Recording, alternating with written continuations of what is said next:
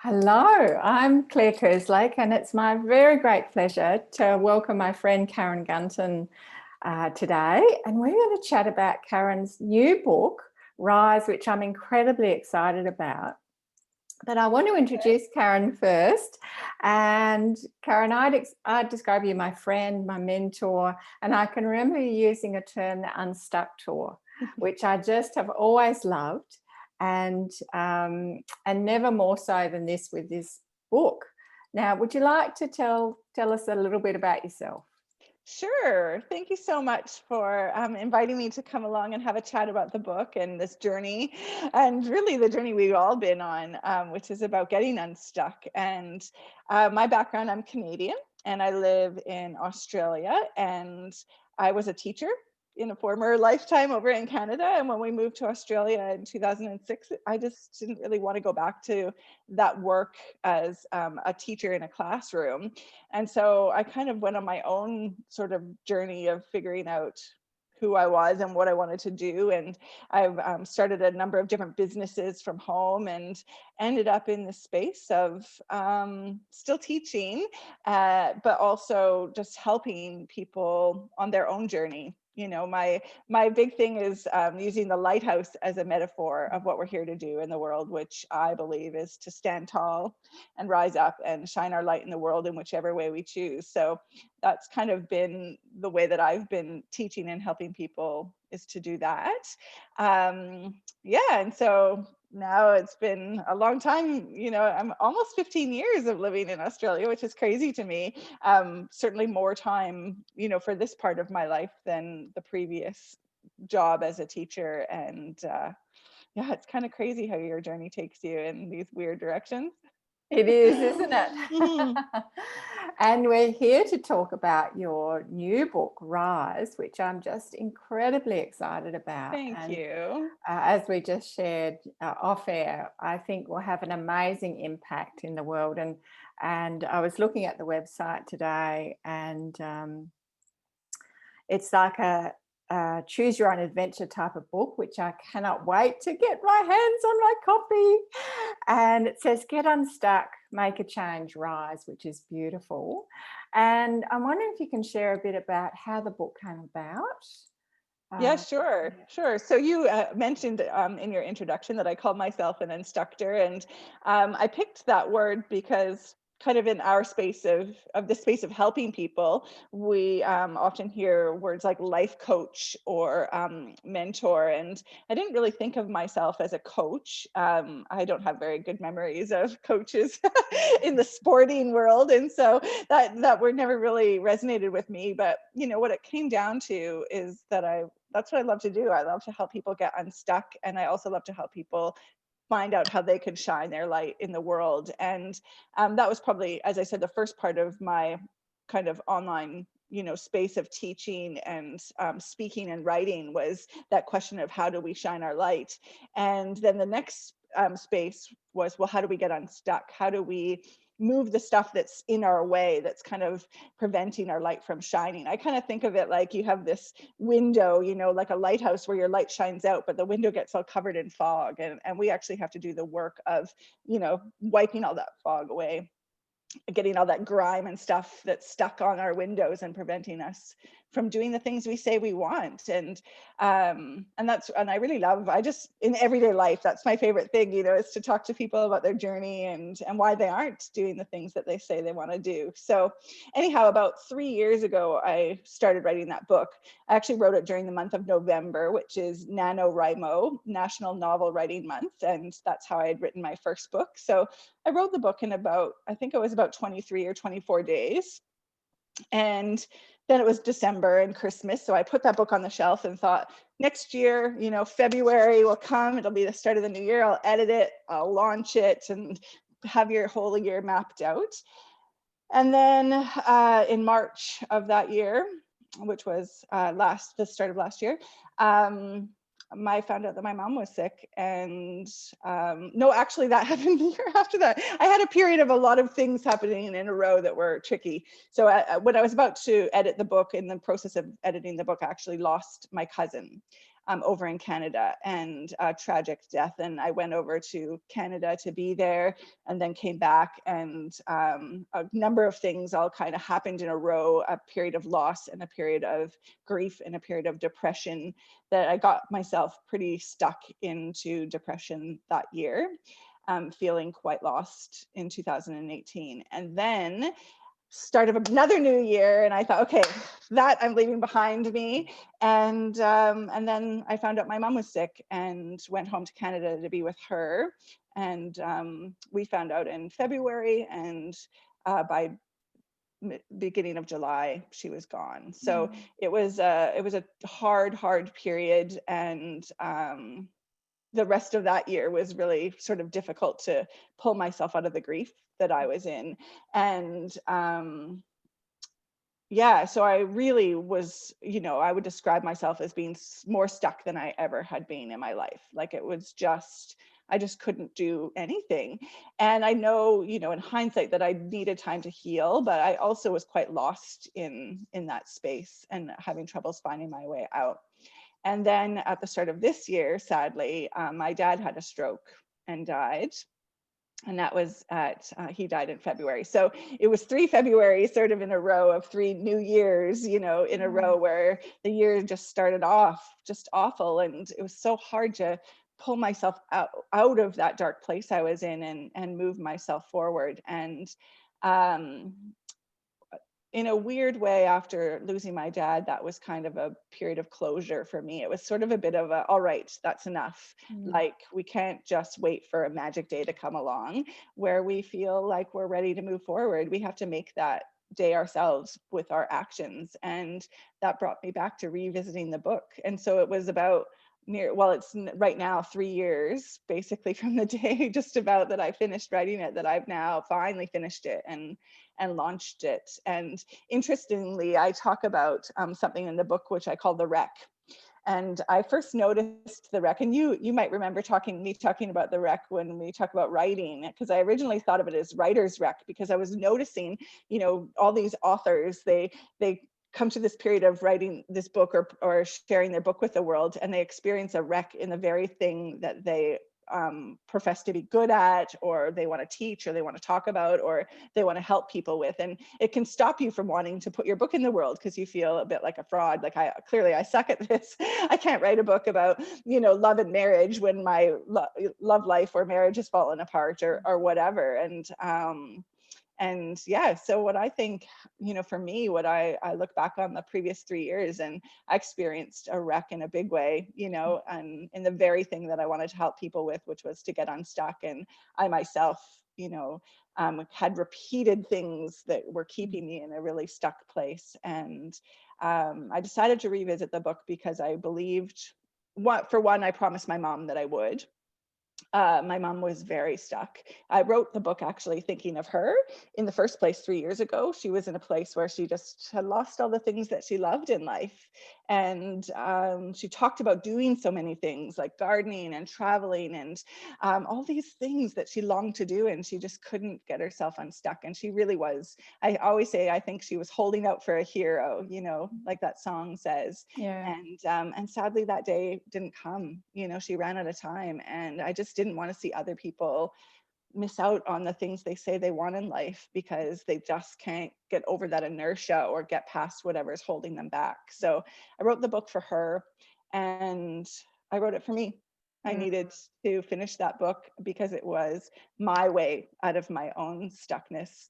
Not just to use the strategies myself, having that crash and burn is a great way to really make you walk the talk. But also that process of finishing it and bringing it out to the world is healing. Yeah.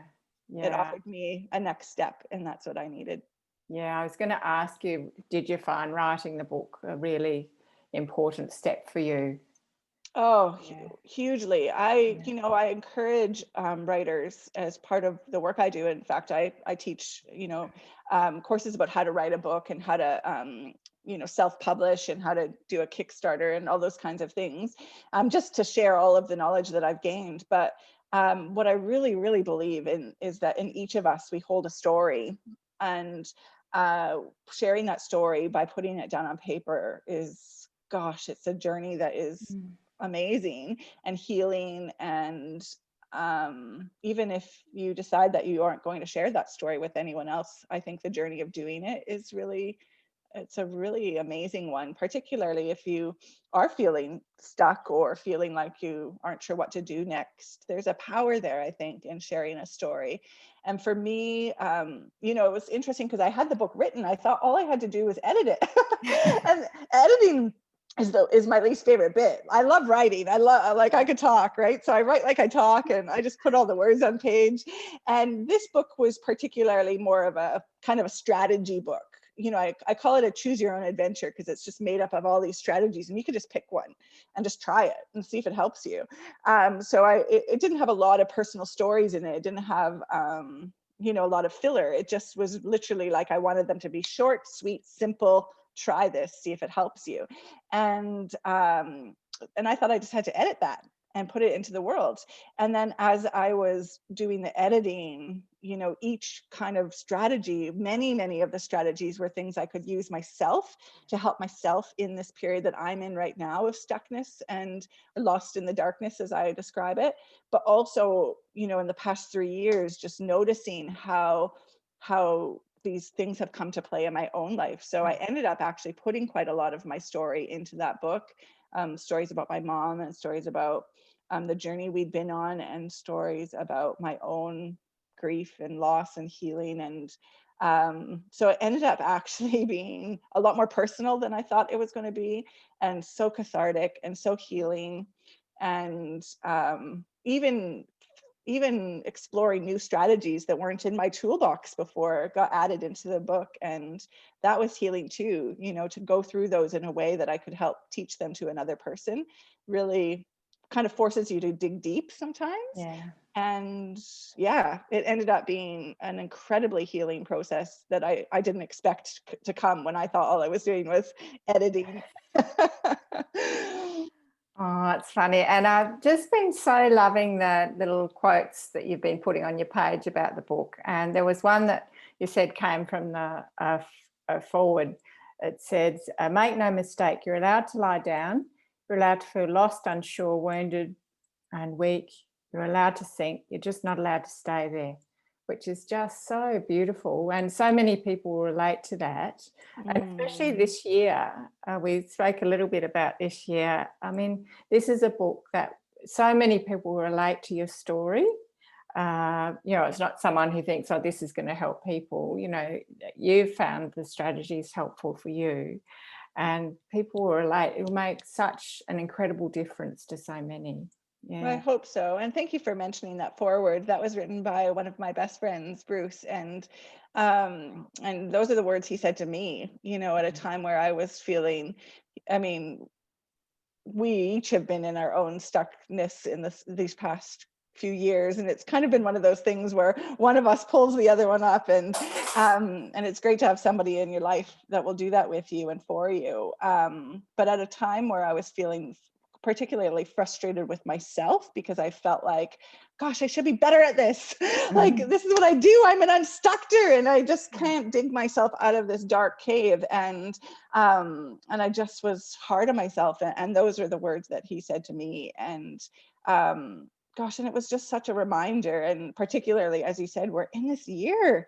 God, we're in this year where I think we've all experienced losses of things, and we've had to find a way to honor that. And I think sometimes people think, oh, well, you know, I shouldn't be grieving that loss because, you know, it's not as bad as someone else. Yeah. You know, yeah. I didn't lose my parents, or I didn't, you know, I didn't get sick with COVID, or I didn't lose somebody, or I didn't lose my job, you know. But the thing is, even the losses of things that make you feel like your gym membership, or, you know, being able to travel to a different part of your country to visit your family, or, you know, all these things that are part of what make you you, and part of your identity, and part of how you enjoy the world.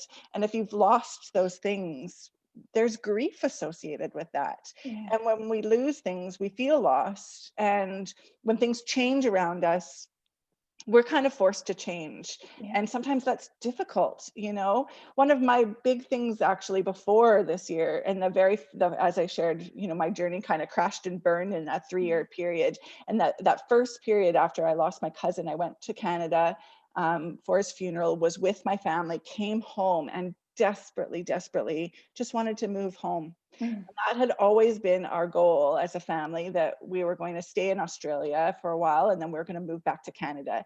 And that same year, when I lost my cousin, I lost that dream. We made the Mm. decision to stay in Australia. And even though I was part of that decision and I accepted that that was the right choice for us as a family, it was still a loss. Mm. And Huge. Mm. yeah, and that was one thing I think I didn't honor in that very first phase. I didn't honor that grief I was in. And it was probably a bit exacerbated by the fact that I'd been home and I was homesick. I missed my family. That death of a family member made me long so badly to go home. And then we made the decision not to go home. Yeah. And then my husband worked away for a year, and that was messy. And then I lost my mom, and then it was just one thing after another. But that very first kind of thing that I didn't acknowledge as being a real loss, a real thing that I needed to grieve, that was part of the reason I think I got as stuck as I did, because we need to feel in order to heal. And I Yeah. didn't let myself honor how I felt. And I didn't let myself actually grieve through to the other side. I tried to take a roundabout way, and there is no roundabout way. And Mm. I got stuck in there. Yeah. Oh, such important advice. And often we think, no, you know, and like you say, other people have it worse, and we don't Mm. acknowledge and know that we need to say, yeah, feel that. And yeah. Oh, goodness. I think it's going to be a book where, not that you read and put on the shelf, it's going to be a book that you pick up. You know, I can imagine my copy is going to be very well thumbed, and lots of going to have lots of fun trying the different strategies out. I It's hope so. Yeah, that I tried, as I said, I tried to write it with this idea that it's a choose your own adventure, that you could, you know, if you're finding yourself in a stuck place, you could flip it open and just see what strategy falls open.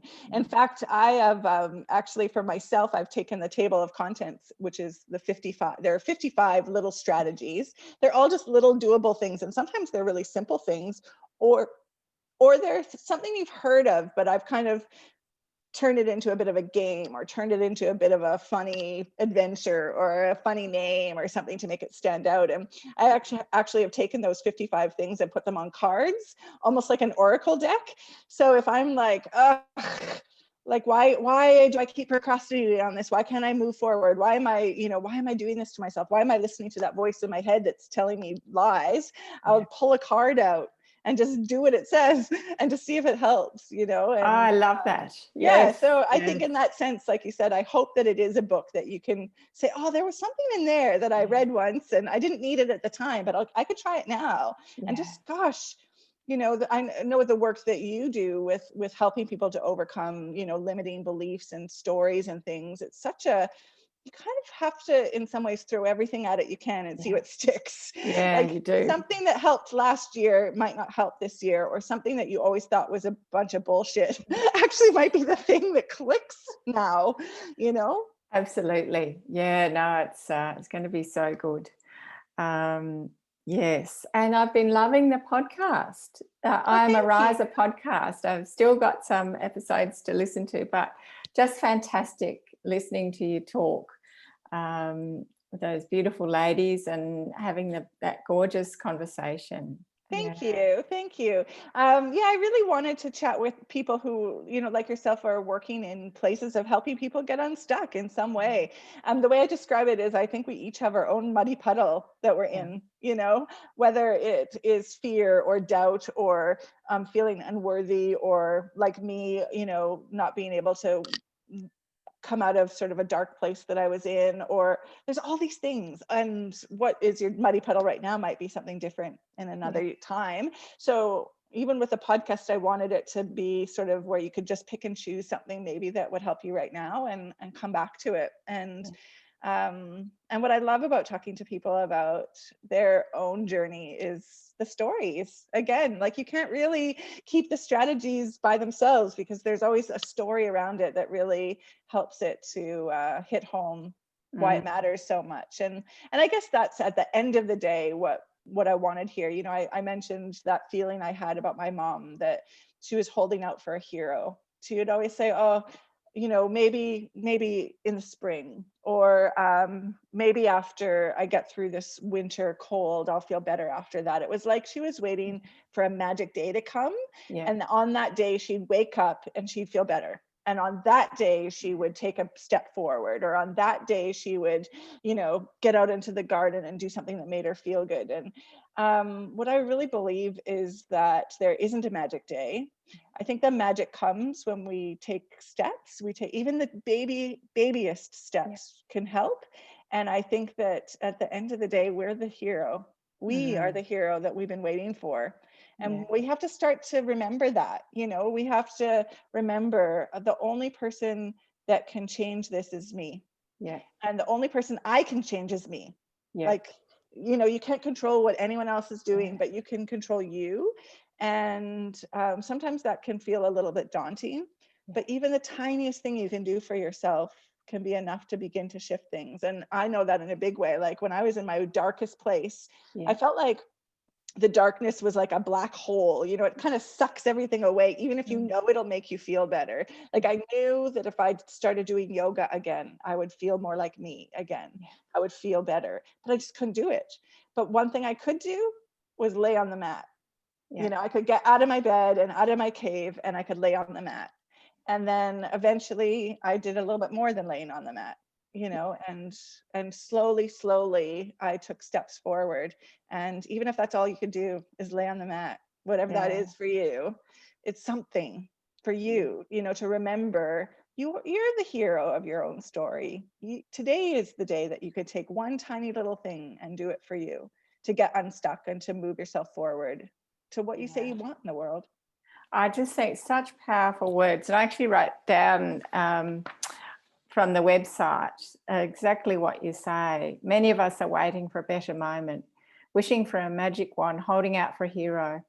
This book is for people who are ready to rise up to be their own damn hero, get unstuck, to make a change, and do more of whatever it is you say you want in life. You are the hero you've been waiting for. And a bit teary, but just touches your heart. It's so beautiful. Yeah. Thank you. I get a bit teary about it too. And, you know, I know, gosh, I'll get teary saying this, but I appreciate you saying that, you know, this book could change things for people and could be an important book in the world. And that is a funny thing for me to hear. Like most authors, that's really what they long for, you know, to have their book be, you know, a New York Times bestseller, something that's going to really change the world. But I truly brought this book out into the world for me. You know, it's quite selfishly the thing I needed to do, and it needed to it was my next step. And I'm so happy that it's out in the world, and it's certainly changed my life. It's healed me. I'm still healing, but I am feeling like I'm on a pathway now forwards rather than stuck. And the idea that it could help others, and the idea that someone else, you know, could remember, like, I'm the goddamn hero here. That means everything, because, you know, if it did, that's really what my promise was to my mom. You know, that I wouldn't, no one else would stay stuck on my watch. Like if I could help somebody, I would, because I couldn't help her. So thank you. Oh, magical. And when I think about the book, I think about ripple, like a ripple going out, and just, you know, you never know who it's going to make a difference to. And just so many people is just incredible. So people can order your book, can't they? Go to your website, and of course there's the podcast there as well. So the podcast is on Spotify.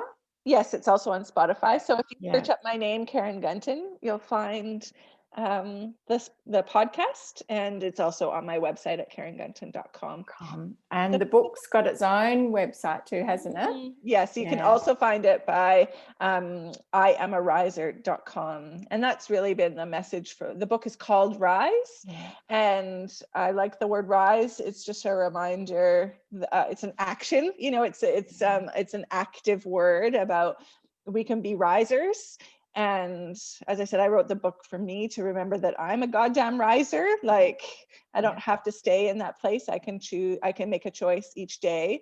And some days I can stay in bed, like my friend Bruce said, like some days that's all you can do is take care of you and give yourself time to heal and time to be. And, but when you feel ready, you don't have to wait for a magic day. You can remember today, I'm a riser. Yeah. Well, what a beautiful point to finish on, Karen. Thank you so much for your time today, and thank you for writing that book. And as I've said, it's going to make an incredible difference. Can't wait to get my copy. I'm so excited too. I'm so excited too.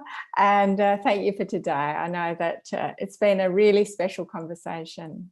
Yeah. Thank you so much for inviting me to talk about my journey and the book too. So I really appreciate that, Claire.